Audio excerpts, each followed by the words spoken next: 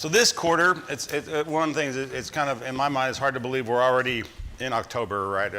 October 2023, quarter 4. Summer is over. We kind of had the last hurrah of summer, I think, this weekend, and we're going to get a little bit of a weather change as the week goes on. But as we start a new quarter, one of the things is a great time to kind of reset, redo, rethink. We're coming to the close of a year, right? And all the things we thought of probably in January, what are we doing now? Are we still doing those things that we kind of purposed in our thoughts and our minds about what we should do and what we could do? As you think about the book of Proverbs, Proverbs is a great book that kind of help you kind of refocus and reset and remind yourself of all the things that are important in your life. So just a kind of a way to kind of start us off this morning. When you think of the book of Proverbs and a study about the book of Proverbs, what kind of comes to your mind? What do you guys think of when you think about the book of Proverbs? Wisdom.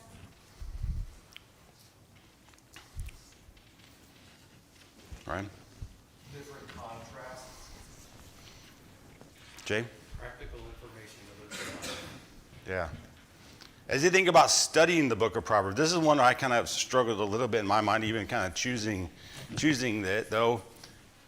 The way it's laid out, though, it's a lot of, if you studied it chapter by chapter, you kind of feel like you're ping pong ball all over the place, right?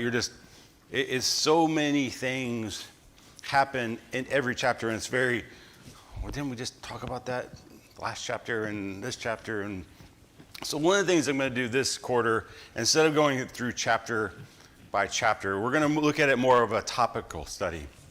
And so I think hopefully that's going to help us kind of gain some of the insight from the entirety of the book and look at it across a lot of different things. So every Monday morning, we're going to have 1 week off here, kind of in a few weeks when Ralph is here. I'm going to send out kind of an email, kind of like, this is the topic. We're going to see the full list of topics, but here are the kind of the key scriptures that we're going to draw upon each week.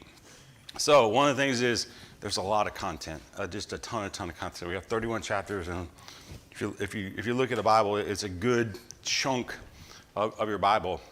So I really ask you to kind of take your Bibles out through the week, layer it on top of your daily Bible reading too, right? It'll probably be between 3 and 5 chapters worth of material, but sometimes it's only going to be 2 verses from one chapter, and there'll be a full chapter of another chapter. So I'll send it out every Monday, kind of that go along with the topic for the following Sunday. So we can kind of come into the lesson with a little bit of a background there. So Proverbs, what are they, right? We kind of talked a little bit about this. But what are Proverbs? We have Proverbs in regular, everyday life too, right? Benjamin Franklin wrote some. But when you think about a proverb, how would you describe it and define it, Nick? Maybe like a short, wise saying. Absolutely. Any other kind of definitions? One of the things I thought of, hey Sue? Instructions. Yeah. Some of the definitions I looked at too they are short sayings that impart wisdom, and they're easily understood. And I think the other part is key is they're memorable. Those things that we can take into our memory to be able to repeat them. And I think as we look at how the Proverbs are laid out, in some of them, in a chapter-wise, they're actually acrostics. And if you knew Hebrew, you would say, hey, that's A, B, C, etc. Memorable. They're best practices. They're guidelines for the wise. The ways to have right living in relationships. And I think relationships is something that I think we'll see a lot more than I had anticipated. And we look at that. In fact, as I laid out the classes, the whole last month is really looking about different relationships that we have in our lives. But relationships in relating to God, that's actually what we're going to talk about next week, right? Both our relationship to God and the nature of God that we can see in the Proverbs. Our relationship to ourselves. A relationship to others, whether that be spouses, children, friends. and this personified aspect of wisdom. Wisdom as this kind of character, as this personality. I think the one thing, a quote I get here, each proverb reduced profound wisdom into a simple saying without compromising the truth. I think as we think about that's what Proverbs are, right? And I think as we go throughout this study, I think being able to pull these into our daily life and pull them into our daily thoughts, I think are going to be very, very beneficial for all of us. Authors. There's a number of different authors. And unfortunately, this class is probably going to be a lot of me talking today. The rest of the classes, hopefully not nearly as much. But we can see there's a lot of different authors here and a lot of different kind of the compilation of these Proverbs. Solomon's name appears at the beginning of the 3 sections that he wrote together. There, chapters 1 through 9. Really, it's really kind of this kind of beginning, and that's where we have like a prologue. But then kind of the second half of chapter 1 through chapter 9 is really this conversation that Solomon has with his children. We have in chapters 10 through 22 and chapter 25 through 29, there are these kind of compilations of things that Solomon has brought together, whether that be his own kind of writings or he's kind of things he's acquired and he's compiling them all together. In 1 Kings chapter 4, verse 32, it says that Solomon spoke 3,000 proverbs, of which we see about 800 of them are recorded here in the book of Proverbs. It's also in Ecclesiastes chapter 12, we see that he collected and edited proverbs from other sources. And we see that that's likely what we see in some of these kind of wise sayings and things like that. Some of them were preserved through the men of Hezekiah. So the king Hezekiah, we have him as then his men kind of compile these things together. We see that come together there. And we also see in chapter 30 and 31, we have these unknown kind of these characters we don't really know a ton about, Agur and King Lemuel, and the great things we see there written. So the date written. So again, with all these various authors, one of the things we do is we don't know a full, like, when was everything kind of penned down on paper. I think in many of the sources that I read, we really start in the 10th century. So the life of Solomon happened between 970 and 931 is when his reign was. King Hezekiah there is 715 to 686. So we see that's kind of a couple different spots along the way. But we'll likely see all the way up to kind of the 5th century BC, kind of that 400 BC. So return from captivity, you have people like Ezra and Nehemiah and all those things are kind of compiling together, writing them down so they can be used for the future. So that's kind of the nuts and bolts of kind of what, how, and where Proverbs came to us. So when we look at a little bit the outline and kind of the structure that we see, the first kind of bit that we see there is in the beginning there. And really it's almost like the purpose of what Proverbs is. It's a prologue. So chapter 1 through 7, we have these very instructions like chapter 1, verse 1 says, the Proverbs of Solomon, the son of David, king of Israel. And then it's like a bullet point list of to do this, to do this, to do this, to do this. A prologue of like what this is all about. Chapter 1, verses 8 through chapter 9, at the end of chapter 9, we have this invitation, this father's invitation towards wisdom. And we think about this, and Solomon imparting this great wisdom to his sons. Is that like a glitch, though, in kind of how we see this take place? Because what do we know about his sons? Major problems, right? Kind of tears the whole nation of Israel apart. So you see this father imparting this great amount of wisdom to his sons, and we see the result of that through his sons. Does that mean that this is not really effective? No, that doesn't negate it. Just like people who don't believe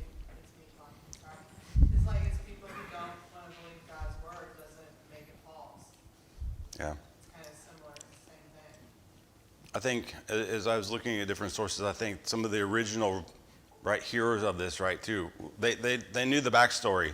They knew Rehoboam and others and kind of their output and but how might they reapply this actual truth and knowledge, right?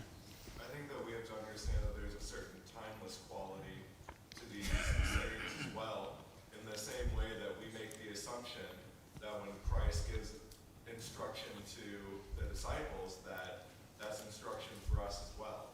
I think that we can take that same reading style to the Proverbs. Yeah, absolutely.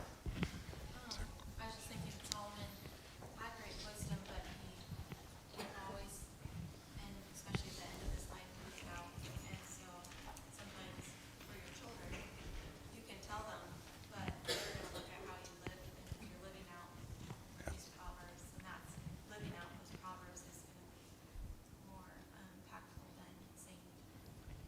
Absolutely. The next section there in chapter 10 through 24 is what is just kind of called the Proverbs of Solomon. And these are a lot of kind of just one or two line kind of statements. There's 375 statements. They're kind of disconnected. They are kind of just this truisms, right? These kind of what we think about as traditionally as Proverbs. That's really where chapter 10 through 24 really picks up together. We see that then this Proverbs of Solomon, copied by Hezekiah's man, is kind of the next section that we see. And then we have this chapter 30, words of Agar. It's interesting. I was reading a lot of stuff, preparation for this, also listening to a podcast. One of the things that, because this chapter 30 was a bit of a like, what do you do with this chapter 30? It's kind of weird. It's like, who is this guy? But I was listening to a podcast, and one of the things is the way that this guy put it together. He's like, it's a kind of an interpretation guide, a built-in interpretation guide of like, hey, how do I use this whole book that's put together? He's like, this guy Agar is like, I want to have more wisdom.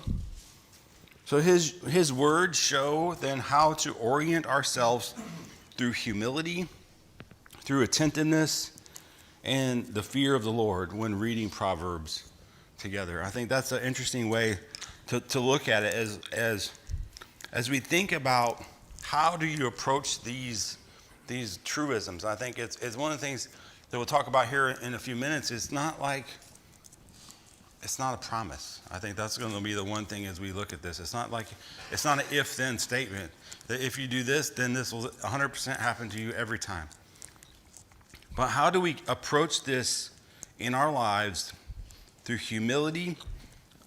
Attentiveness, I think, is something that this purposeful look of how do I look at these things that God has shared with us through his inspiration.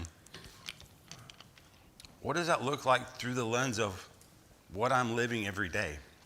I think as one of the things Ryan called out here is the timelessness of this, right? This stuff was written centuries and centuries ago.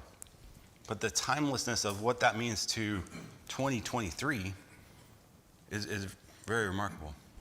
Mike? That made me think in the first chapter, for some reason, growing up, I thought that Proverbs were sort of optional.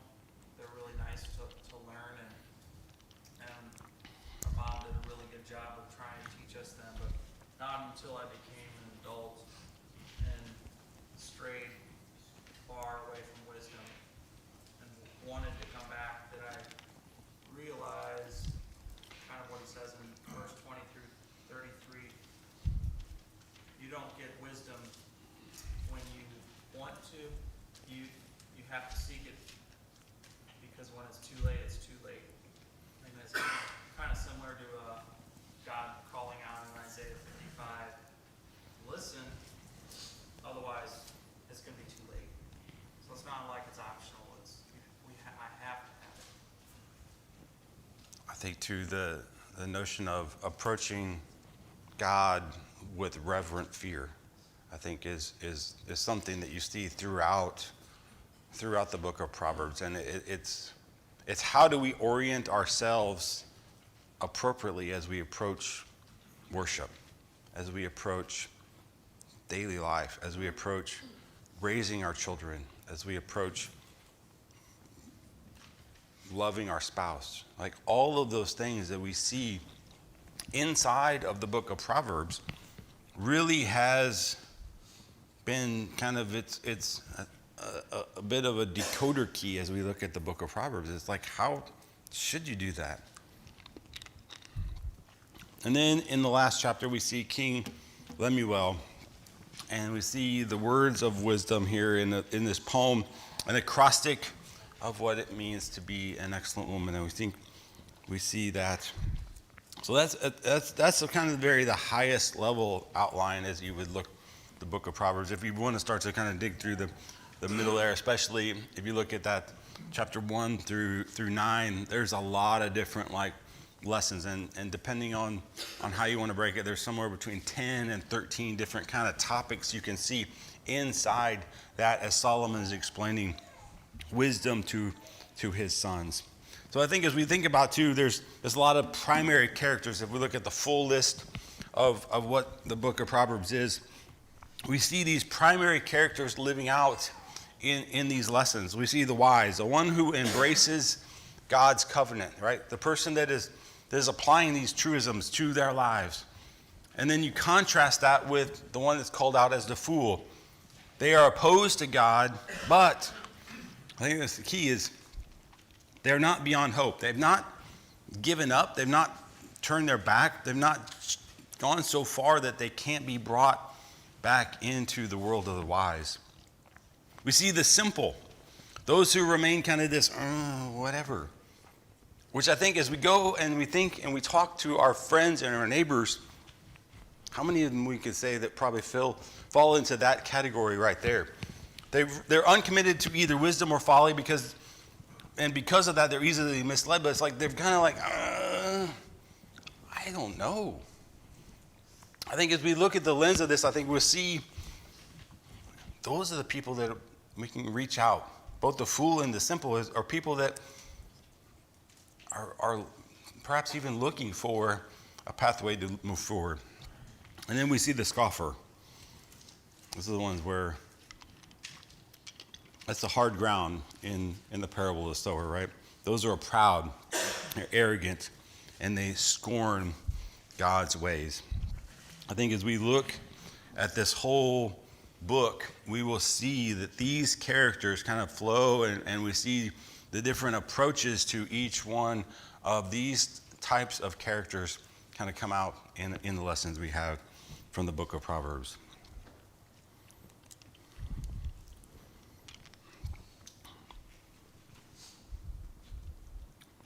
How did I build my slides here?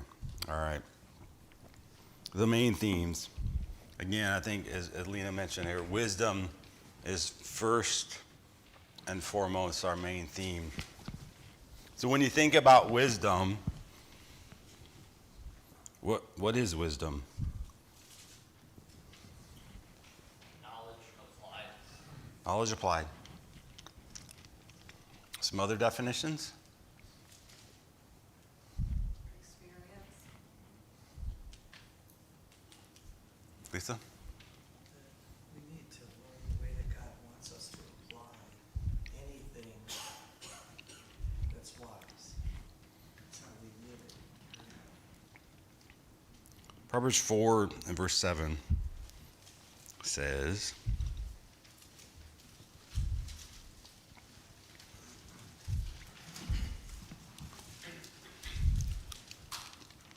the beginning of wisdom is this: get wisdom.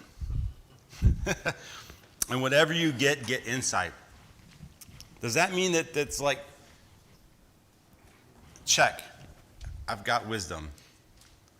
To me, it's the beginning wisdom is like the knowledge of like, I need more. I need more, I need more, I need more to kind of figure out what can I do better.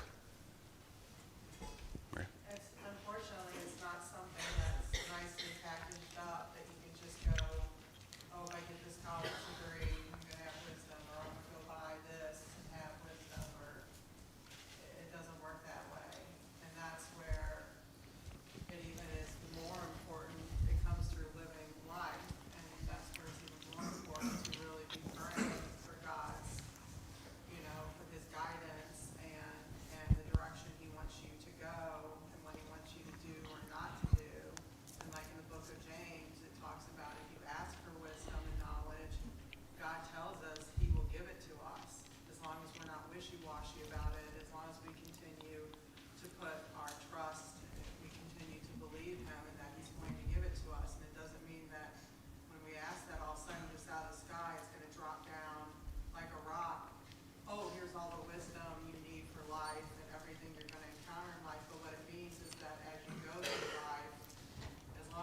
continue to trust and hang on to the Lord, He will provide you that wisdom and knowledge in each of those situations as they come your way.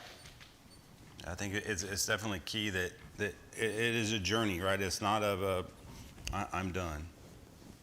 I think wisdom is like, I don't know the right way to say it, but it's the difference between can and should. And I'm thinking of the 1 Corinthians 8, 9, and 10, with the eating meat, sacrifice to idols with another person who doesn't feel good about it. And what Paul is saying there is you can do this. Like you can. And over again, he says, I have the right, the liberty to do something. But that doesn't mean that you should. And so wisdom seems to be the determining factor of knowing just because you can do something doesn't mean it's the right thing to do. Yeah, that level of discernment thing, I think that it also comes with experience and age, I think, too. It's funny, I still have the Bible I had when I was in college, and I sometimes look at the notes that I wrote when I was 20, 21, 22, and it's like, what was I thinking? Some of these, like, drawing hard lines and fast, I was like, this is exactly, I'm like, I look at it with the perspective of another 25 years on top of that. It's like, yeah. I think both experience in living out things, making mistakes, I think as we think about, hey,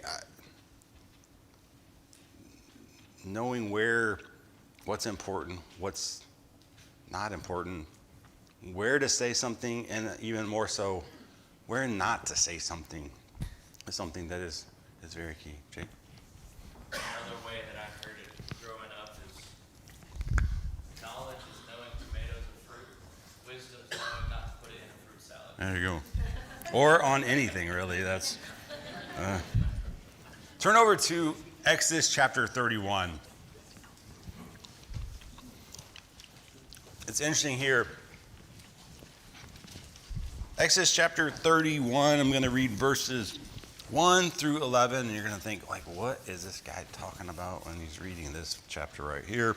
The Lord said to Moses, see, I have called by name Bezaleel, the son of Uri, son of Hur, of the tribe of Judah, and I have filled him with the Spirit of God, with the ability, the intelligence, with knowledge and all craftsmanship, to devise artistic designs, to work in gold and silver and bronze and cutting stones for setting and carving the wood, to work in every craft.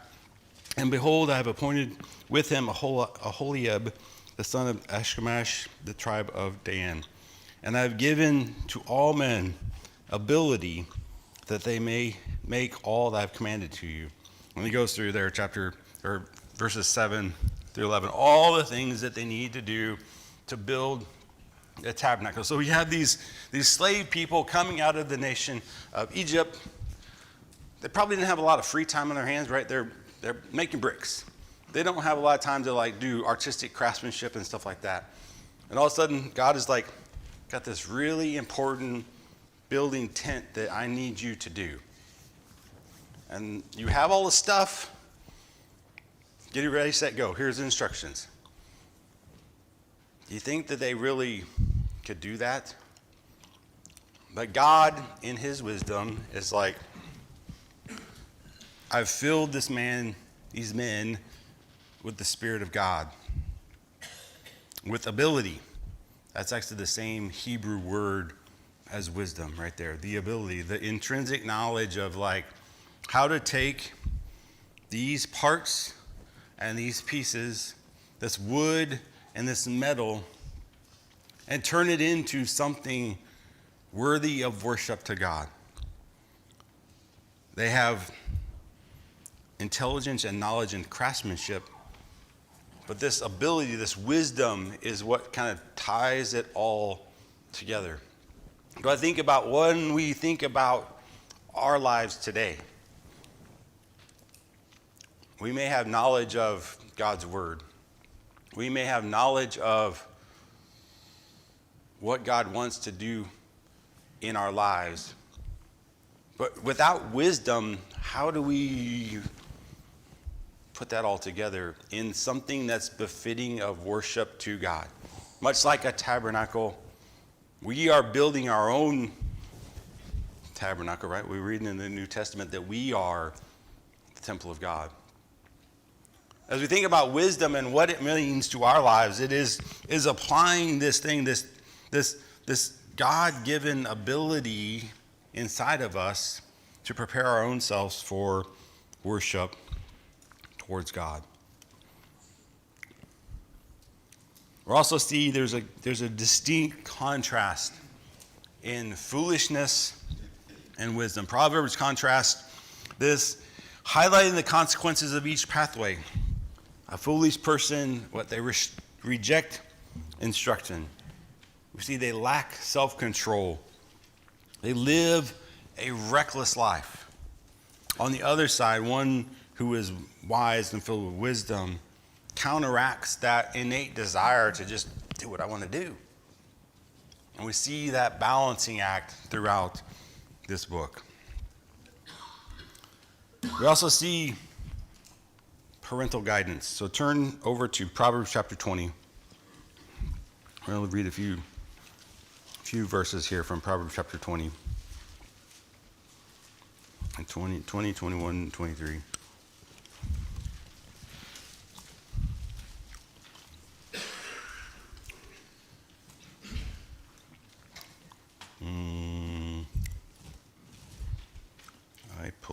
Hold on. I'm still in Exodus. That's a problem. Exodus chapter 20 did not get me where I wanted to be.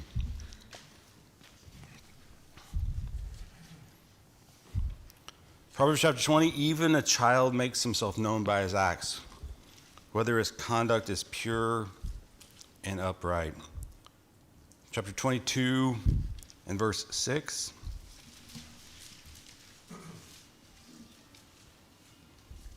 Train up a child in the way he would go, and when he is old, he will not depart from it.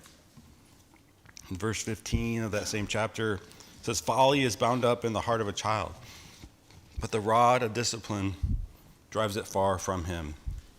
And finally, in chapter 23, verse 13, do not withhold discipline from a child. If you strike him with a rod, he will not die. Proverbs contains numerous passages where a parent is both imparting wisdom to a child. We think about in Exodus as God is revealing his covenant and telling his people to make it a part of your daily life. The book of Proverbs underscores the importance of passing down godly knowledge throughout generations. And it talks about it's not always going to be simple and easy, right? We read there, train up a child and they won't depart. But some will. And how do we navigate those types of situations? I think we can draw some good context from the book of Proverbs to see how we can deal with some of those things.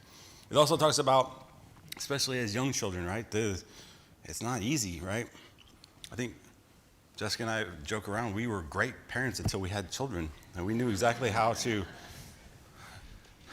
what should be done, what could be done, and then you have one, it's like, then you have two, it's like, okay, and then you have three, and then zone defense is a whole different ball game than one-on-one defense. I think we also see, and I think this is one of the things I want to try to draw is the element of relationships throughout the book of Proverbs. I think both speech, harnessing the power of our words,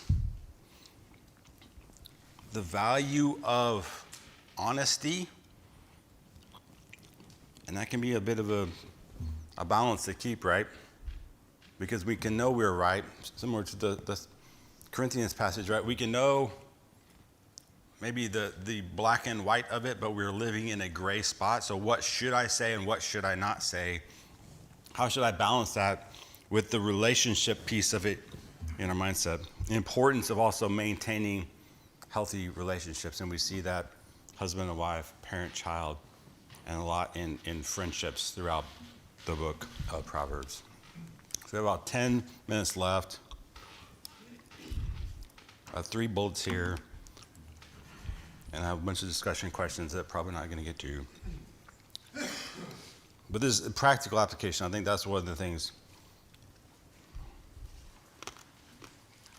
As we are seeking wisdom, as Proverbs 4 and verse 7 says, the first thing is to realize you need more. Embracing that we need to actively seek wisdom through prayer, through reading, through seeking counsel from others. I think all of those things are kind of drawn together as we look at this book. Embracing humility. The significance of humility in gaining wisdom is pride is a barrier to wisdom. If I think I know everything, am I going to try to go out and try to learn more and do more? Brian? When James has his little section at the end about wisdom, he doesn't say, well, who has wisdom among you? Do the boldness of wisdom, but he says the gentleness of wisdom. Sometimes it's translated as the humility of wisdom. And thankfully for us, he gives us the reason why. And he says, because wisdom is from above. And so I think whenever we acknowledge the source of our wisdom, that's where that humility piece can possibly pop in. Absolutely. Ryan? I'm wondering if the humility is the answer to my main question.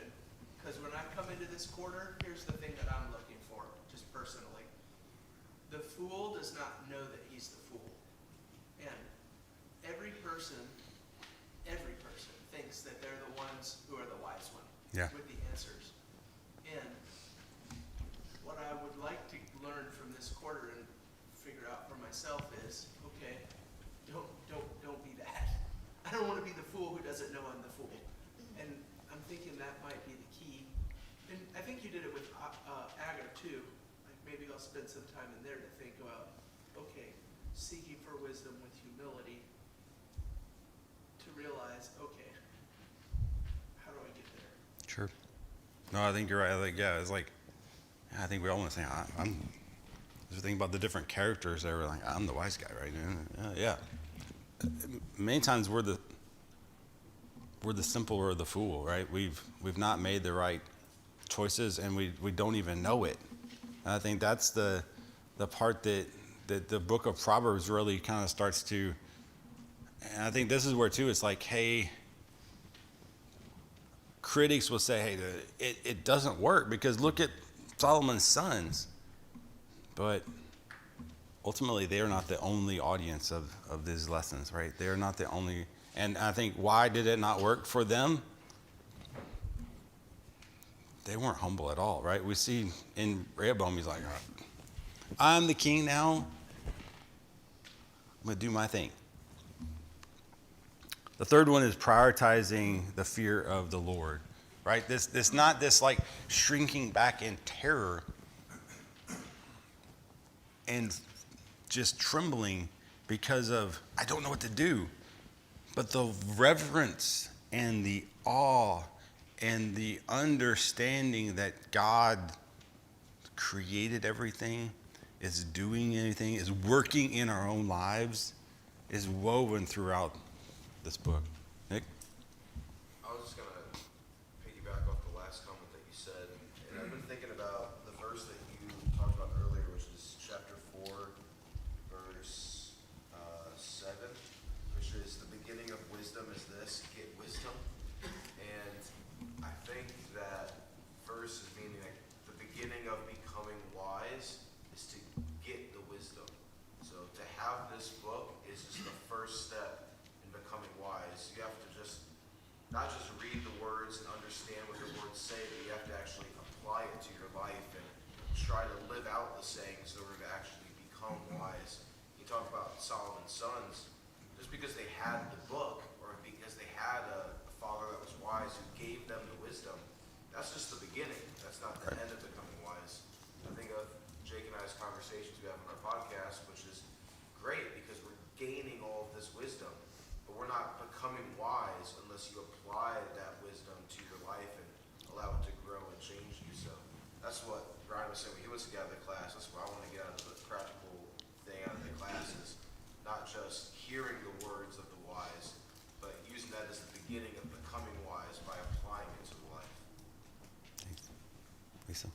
Well, when I was pregnant with Jenny, I remember reading in Proverbs 9, the fear of the Lord is the beginning of wisdom, and I thought, well, that's easy. All I have to do is respect what he's done and be afraid because ultimately he's the king, the boss. And over the decades, he has brought me in a much wider, broader scope of what that really means. And that is why it's only the beginning, because you build off that. It's like a foundation or a building block to me. Because I've learned like two things this year that I had no clue to applying as well as he's helped me apply them now.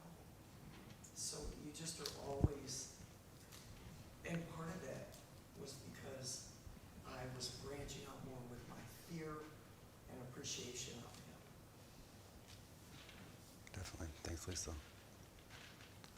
Any other kind of practical applications you guys feel like we can see in the book of Proverbs? I was just, when I think of wisdom, a lot of times the first thing I think of is like Socrates being loosely quoted as saying, the only thing I know is that I know nothing. And I kind of see that same attitude in the beginning of wisdom is to seek wisdom. Like you're acknowledging, I need wisdom, I don't know.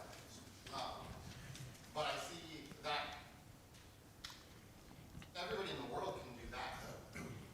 And I think that sometimes like that beginning question is how can you have children that are taught wisdom and have to be like that but they stray away? And you can admit that you know nothing and then seek wisdom, but that can come from anywhere. But God gives us a second part of the beginning of wisdom is to fear God.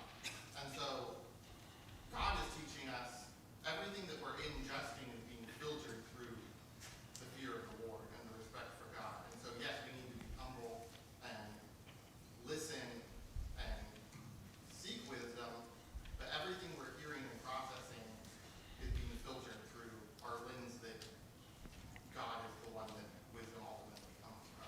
I think that changes our path. And we can read all sorts of self-help books and we can listen to all sorts of people, but unless we're digesting that through a perspective, a godly perspective, it's not going to help us. And we see too, I mean, we can go back to 1 Kings in chapter 3, we can see kind of Solomon praying and asking God for this endowment of wisdom. And in chapter 4, let's see, 4:20, 29, it's kind of the answer, right? And it's kind of this culmination of what God did for him. God gave Solomon wisdom and understanding beyond all measure, and breadth of mind like the sand on the seashore. So Solomon's wisdom surpassed the wisdom of all the people of the East and all the wisdom of Egypt. For he was wiser than all other men, wiser than Ethan the Ezrahite, and Herman the Chalcol, and Darda, and the sons of Malchor. And his fame spread, and it was on all the surrounding nations. He spoke 3,000 proverbs, and his songs were 1,005. Right? It's like this endowment from God. But I think we rewind a few chapters and we can see Solomon had all of what we would say physical, tangential things to say he's a successful person, right? He had lands, he had money, he had power. I think Solomon rightfully understood the gap that he had. I think as we read then his words written down for us, I think we need to examine our own selves and say, hey, where are the gaps that we need filled in? And where are those things, like Lisa said, that are going to help prepare us for future troubles or future endeavors or future successes or future failures that we've got to overcome and navigate and manage through as God's people. I mean, and we think about how James puts that together, and we think about James chapter 1. If anyone lacks wisdom, let him ask of God, who generously gives it to all without reproach. And let him ask in faith, with no doubting. For the one who doubts is like a wave of the sea driven and tossed by the wind. For a person must not suppose that he will receive anything from the Lord. He is double-minded and unstable in his ways. We need to ask and we need to seek out wisdom. Not coming to God saying, I must have this. And not approaching him with these, seeking after wisdom with humility and a proper reverence.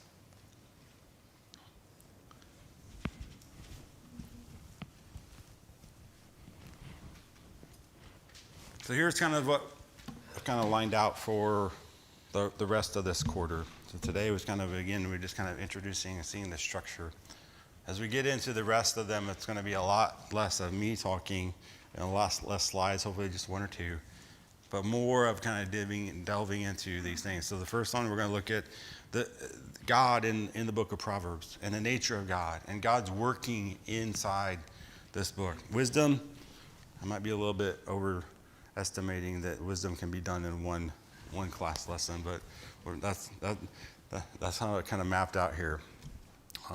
And contrasting that, so you'll see a lot of kind of compare and contrast from week to week. So wisdom and foolishness, the tongue and the heart, righteousness and wickedness, trust and fearing in the Lord, listening and doing. And then really the last half of December there is relationships. This husband and wife, parent, child, and friendship. So I think as we look at these information together, I'm hopeful that we can draw out the greatness of what the book of Proverbs had. And we're going to see that throughout this, there are a lot of different things. They're not laws. They're not guarantees. They're not if-then statements. But it's more about do this, and God will do this through you. Do that, and you may be down a path of foolishness, right? It's one of these things, it's kind of drawing these things together. So I think one of the things I want to do is, as we kind of close this morning, is think about how do we use this book that was written in some cases in the 10th century BC and apply them to what the modern challenges of our lives are. I think the greatness of this book is we will see a lot of things that parallel and how we can live today in our own lives. Thank you very much. I appreciate it.